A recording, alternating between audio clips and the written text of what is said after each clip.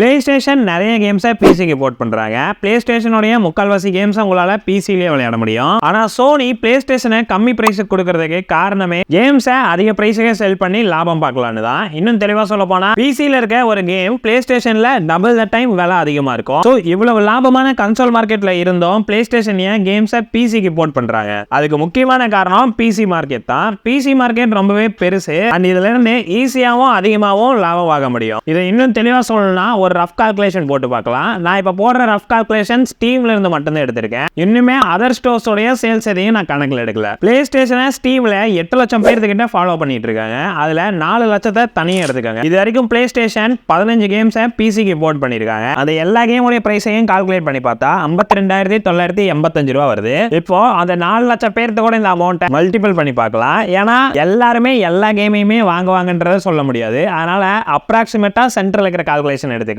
இப்படி மல்டிபிள் பண்ணி பார்க்கும்போது 2119 கோடியே 40 லட்சம் வரும். இதுல 30% ஸ்டீமுக்கு தரணும். அண்ட் அப்படி பண்ணி பார்த்தா 1483 கோடியே 58 லட்சம் வருது. ஒரு கேமை பிசிக்கு போர்ட் பண்ண மேக்ஸிமம் $5 லட்சம் ஆகும். அதை 80 கூட மல்டிபிள் பண்ணி பார்த்தா 40 கோடி ரூபாய் வருது. இந்த 40 கோடியை 15 கூட மல்டிபிள் பண்ணி பார்த்தா 600 கோடி வருது. 600 கோடி கூட நீங்க மைனஸ் பண்ணீங்கன்னா 1423 கோடியே 58 லட்சம் வரும். இது வெறும் ரஃபா போட்ட ஸ்டீம் உடைய கால்குலேஷன் மட்டும்தான். ஆனா இதை விட அதிகமா தான் உங்களுக்கு லாபம் வந்திருக்கும். சோ PlayStationக்கு பிசி மார்க்கெட்ல இவ்வளவு லாபம் இருக்குது. ஆனா PlayStation நடுவுல Helldivers-க்கு PlayStation லான்ச்சரை லான்ச் பண்ணாங்க.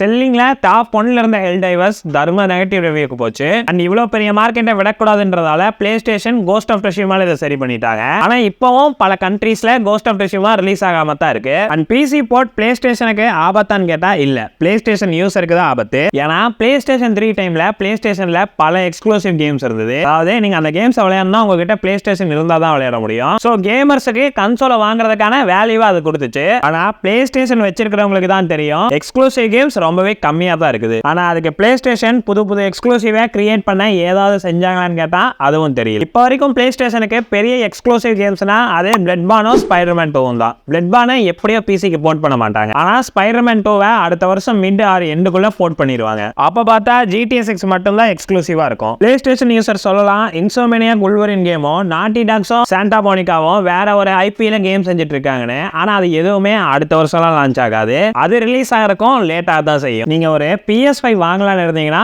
வெயிட் பண்ணுங்க. ஏன்னா GTA 6 கூட PS5 Pro லான்ச் ஆகிறதுக்கு நிறைய வாய்ப்பு இருக்கு. சோ நீங்க PS5 Pro GTA 6 எடிஷன் வாங்குனீங்கன்னா ஒரே கல்ல ரெண்டு மகா. And PS5 Pro PS Slim அளவுக்கு ஹீட்டும் ஆகாது. இதையும் தாண்டி பர்ஃபார்மும் கொஞ்சம் நல்லா பண்றதுக்கு வாய்ப்பு இருக்கு. கடைசியா PlayStation இன்னுமே PS5 உடைய ஃபுல் பொட்டன்ஷியலை யூஸ் பண்ணலையும் தான் எனக்கு தோணுது. ஏன்னா PlayStation 4 God of War 4க்கு கதறச்சு. ஆனா God of War Ragnarok PS5 ரொம்பவே நல்லா பண்ணிருச்சு. அண்ட் இப்போ வரைக்கும் எந்த கேமுமே PS5 கதற விடல. வெல் Spider-Man 2லலாம் கிராபிக்ஸ் கொஞ்சம் அதிகமா இருந்தாலும் அவங்க அந்த பொட்டன்ஷியலை வெறும் ஃபாஸ்ட் டிராவலுக்கு மட்டும் தான் காமிச்சிருக்காங்க. அண்ட் இந்த PlayStation என்ன செய்றாங்கன்னா இந்த PlayStation Slim ஹீட் ஆகிறதால நம்மள PlayStation உடைய பொட்டன்ஷியலை கேம்ஸ் நல்லாவே யூட்டிலைஸ் பண்ணுதுன்ற மாதிரி ஒரு பிரம்மகுலத்தால பாக்குறாங்க. ஆனா PS5 உடைய பொட்டன்ஷியலுக்கு ஏத்த கேம் எதுவும் இப்போ வரைக்கும் வரலன்னு தான் நான் சொல்லுவேன். நான் சொன்னதுல நிறைய தப்புகளும் மிஸ்டேக்களும் இருக்கிறதுக்கு வாய்ப்பு இருக்குது. ஸோ இதை பத்தின ஒப்பீனியனை கீழே கமெண்ட் பண்ணுங்க. அண்ட் நான் சொன்னது தப்பா இருந்தா அதையும் கீழே கமெண்ட் பண்ணுங்க. நான் மற்றவங்க மாதிரி கமெண்ட்ஸை டெலீட் பண்ண மாட்டேன்.